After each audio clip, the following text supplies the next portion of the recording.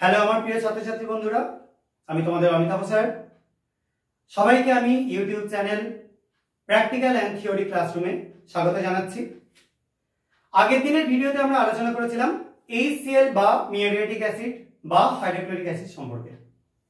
আজকে আমি আলোচনা করব সালফিউরিক অ্যাসিড, যেটা দ্য কিং অফ কেমিস্ট্রি বা কেমিক্যালস এই নামে পরিচিত। এই অ্যাসিডটা আর একটা নামে যেটা পরিচিত সেটা হচ্ছে অয়েল অফ ভিট্রিয়ল।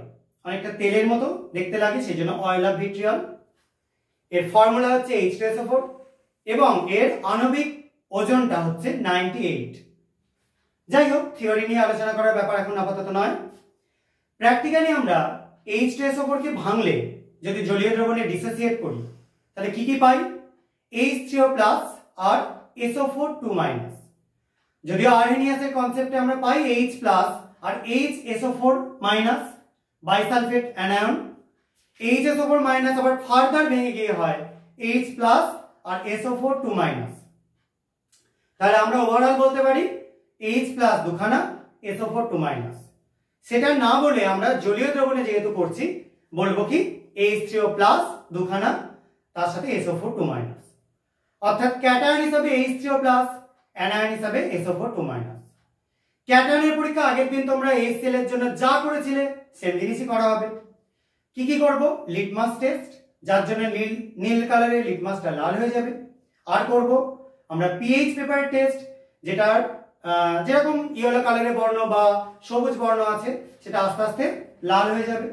আর করব বাইকার্বনেট টেস্ট, সোডিয়াম বাইকার্বনেট দেবো, কার্বন ডাই অক্সাইডের এভারভেসেন্স বা বাবলস উঠবে। যাই হোক, আমরা একটা টেস্ট টিউব নিয়ে স্টার্ট করে দিই পরীক্ষাটা। এখানে আমি লঘু H2SO4 বা সালফিউরিক অ্যাসিডের দ্রবণ নিয়ে রেখেছি।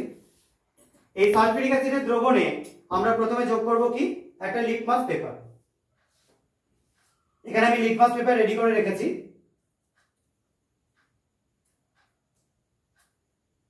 তোমরা দেখতে পাচ্ছ নীল রঙের একটা পেপার। এবার এই পেপারটাকে আমরা এই অ্যাসিডের মধ্যে চুবিয়ে দেবো। দেখো লাল হয়ে গেছে। তাহলে কি হচ্ছে? এখানে আমরা নীল লিটমাসকে লাল করে ফেলছি, তাহলে নিশ্চয়ই H3O+ আয়ন আছে। আবার একটা পরীক্ষা করে দেখাচ্ছি, সেটা হচ্ছে আমরা পিএইচ পেপারের একটা টুকরো নিয়ে নেব।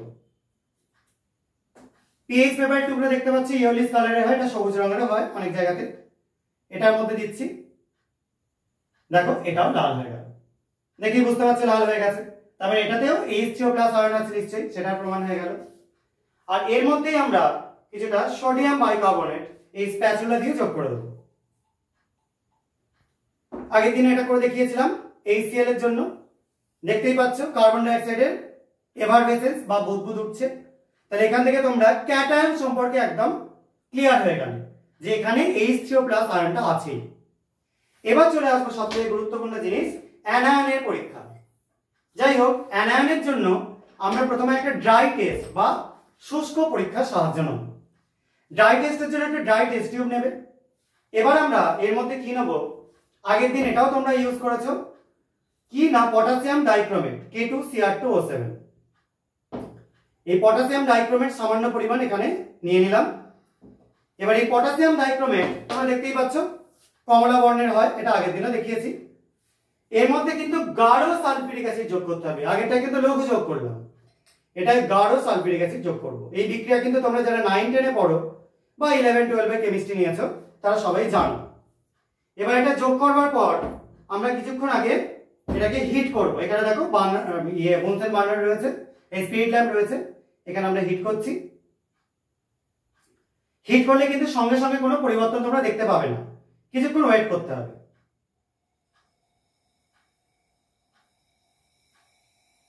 দেখো আমরা হিট করে নিলাম। এবার এর মধ্যে তোমরা যোগ করবে খুব সামান্য অক্সালিক অ্যাসিড। এই বিক্রিয়াটা কিন্তু তোমরা সবাই বইতে পড়েছো। দেখো অক্সালিক অ্যাসিড যোগ করাতে দেখতে পাচ্ছ ওপরটা সবুজ বর্ণ ধারণ করছে। এখানে ক্রোমিক সালফেট তৈরি হচ্ছে, যেটার জন্য এখানে সবুজ বর্ণটা তৈরি হচ্ছে। দেখো এই যে সবুজ বর্ণ। তাহলে এখান থেকে একদম কনফার্ম হলে যে এখানে আমরা সালফিউরিক অ্যাসিড ব্যবহার করেছি, যার জন্য ড্রাই টেস্টে আমরা ক্রোমিক সালফেট পেলাম, যেটা বর্ণ সবুজ। তো এখানে একরকম পরীক্ষা হয়ে গেল, যদিও তোমাদের ওয়েট টেস্ট বা সিক্ত পরীক্ষায় প্রধান কনফার্মেশনের জন্য লাগে। তো আমরা সিক্ত পরীক্ষায় আবার একটা ধোয়া টেস্ট টিউব নিয়ে নিচ্ছি, তার মধ্যে আমরা সালফিউরিক অ্যাসিড কিছুটা যোগ করে দিচ্ছি। এটা কিন্তু লৌহ। এবার এটা পরীক্ষা করবার জন্য আমরা নেব বেরিয়াম ক্লোরাইড দ্রবণ BaCl2।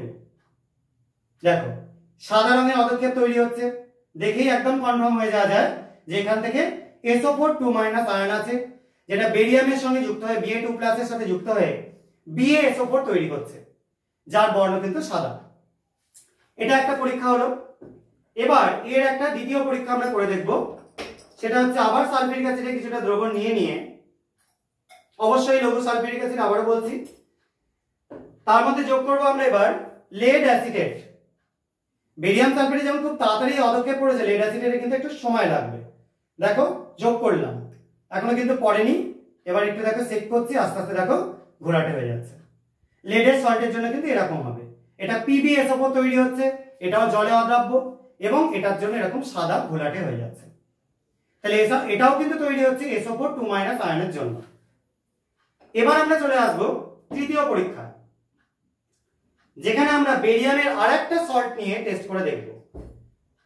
আমরা কিছুটা সালফিউরিক অ্যাসিড একটু জল নিয়ে নিলাম, সেখানে আমরা বেরিয়াম নাইট্রেট, দেখো এখানে আছে বেরিয়াম নাইট্রেট, আমরা সলিউশন করেই রেখেছি কাজের সুবিধার জন্য। দেখো যোগ করলাম, এটাও দেখতে পাচ্ছ সাদা ঘোলাটে হয়ে গেল। এটাও তৈরি হলো BaSO4 বা বেরিয়াম সালফেট তৈরি হলো, যার জন্য কিন্তু ঘোলাটে হয়ে গেল। আরেকটা আমরা যেটা করব, সেটা আরেকটা এরকম ভিজে টেস্ট টিউব নিয়ে তার মধ্যে কিছুটা সালফিউরিক অ্যাসিড যোগ করব, অবশ্যই ডাইলিউট বা লঘু, এবং এর মধ্যে যোগ করব লেডের একটা সল্ট, আরেকটা সল্ট লেড নাইট্রেট। দেখো যোগ করলাম, এটাও লেডের সল্ট, একটু সময় লাগবে। দেখো আস্তে আস্তে আস্তে আস্তে দেখো এটাও ঘোলাটে হয়ে যাচ্ছে, টার্বিড হয়ে যাচ্ছে। তাহলে এখান থেকেও তোমরা কনফার্ম হয়ে যাবে যে এখানটা লেডের একটা মানে দ্রবণ সলিউশন দেওয়াতে এই PbSO4 তৈরি হচ্ছে, এখানে লেডের একটা সল্ট তৈরি হচ্ছে, যার জন্য এখানে ঘোলাটে হয়ে যাচ্ছে। মিটে গেল। তাহলে আমরা মোটামুটি যে যে পরীক্ষাগুলো করা সেগুলো করে নিলাম। আর আরেকটা পরীক্ষা আমি তোমাদের করে দেখাচ্ছি, সেটা হচ্ছে স্ট্রনসিয়াম নাইট্রেটের দ্রবণ যোগ করে। সালফিউরিক অ্যাসিডে একটু দ্রবণ নিয়ে নিলাম আগের মতোই, এবার এর মধ্যে যোগ করছি স্ট্রনসিয়াম নাইট্রেট। এই স্ট্রনসিয়াম নাইট্রেট বাজি তৈরিতে ব্যবহার করা হয়, তার আমরা দ্রবণ রেখেছি। দেখো আস্তে আস্তে দেখতে পাচ্ছ পুরো সাদা ঘোলাটে হয়ে যাচ্ছে, ঠিক আছে। এই যে ঘোলাটে, এটা কিন্তু ডেনসিটি অনেকটা বেশি হয় এবং বেশি হওয়ার জন্য এটা একটা সাদা ঘোলাটে অংশ তৈরি করে। এটা দিয়েও কিন্তু তোমরা SO4 2- আয়নকে প্রমাণ করতে পারবে। তাহলে SO4 2- প্রমাণ করবার জন্য আমি অনেকগুলো টেস্টই তোমাদের দেখিয়ে দিলাম। তাহলে কি কি দিয়ে করতে পারো? লেডের নাইট্রেট বা অ্যাসিটেট সল্ট, এগুলো জলে দ্রাব্য হয়, যেটা সালফিউরিক অ্যাসিডে যোগ করা হলে অবশ্যই লঘুতে যোগ করবে, এবং সেখানে তোমাদের দেখতে পাওয়া যাবে লেডের সালফেট PbSO4 এর অদ্রাব্য পদক্ষেপ তৈরি হবে। এবং আরো একটা পরীক্ষা যেটা করা যায় বেরিয়ামের সল্ট, সেখানে আমরা বেরিয়াম নাইট্রেট এবং বেরিয়াম ক্লোরাইড দুটো দিয়ে করে দেখিয়েছি। সেখানে কিসের পদক্ষেপ তৈরি হলো? সেখানে তৈরি হলো বেরিয়াম সালফেটের পদক্ষেপ BaSO4, এটাও জলে অদ্রাব্য। আর লাস্টে নিলাম স্ট্রনসিয়াম নাইট্রেট, তার জন্য স্ট্রনসিয়াম সালফেট বা SrSO4 তৈরি হলো, যার জন্য এটা ঘোলাটে একটা দ্রবণ তৈরি করলো। তাহলে এই গেল তোমাদের সালফিউরিক অ্যাসিডের জন্য যে যে পরীক্ষাগুলো করা দরকার সেই পরীক্ষাগুলো। তাহলে এখান থেকে তোমরা ক্যাটায়নের জন্য লিটমাস পরীক্ষা, বাইকার্বনেট পরীক্ষা এবং তার সঙ্গে একটা পিএইচ পেপারের পরীক্ষা করবে, আর অ্যানায়নের জন্য পরীক্ষাগুলো যে কোনো সালফেটের জন্য পরীক্ষা করবে। আর H+SO4 2- যোগ করে H2SO4 হয়। তো আজকে তোমাদের এই অবধি আমি আলোচনা করলাম। যদি তোমাদের ভিডিওটা ভালো লাগে তাহলে চ্যানেলটাকে লাইক করো, সাবস্ক্রাইব করে দিও, এবং তোমরা এই ভিডিও যদি আরো পেতে চাও তাহলে কমেন্টে জানিও যে তোমরা কি চাইছো, কি পেতে চাইছো। তোমাদের সবার জন্য আমি এই ভিডিও তৈরি করব। এবং তোমাদের আরো একটা জিনিস বলে দিই, তোমরা যখন ভৌত বিজ্ঞান পড়বে ঠিকঠাক বুঝে পড়বে এবং এই ভিডিওগুলো দেখবে, যাতে তোমাদের কিন্তু জ্ঞানের ভান্ডারটা আরো প্রসারিত হবে। আজকের জন্য এইটুকুনি। প্রচন্ড গরমে ভিডিও করছি, তোমরা খুব সাবধানে থাকবে, এই গরমের মধ্যে ভালো থাকবে। বাই।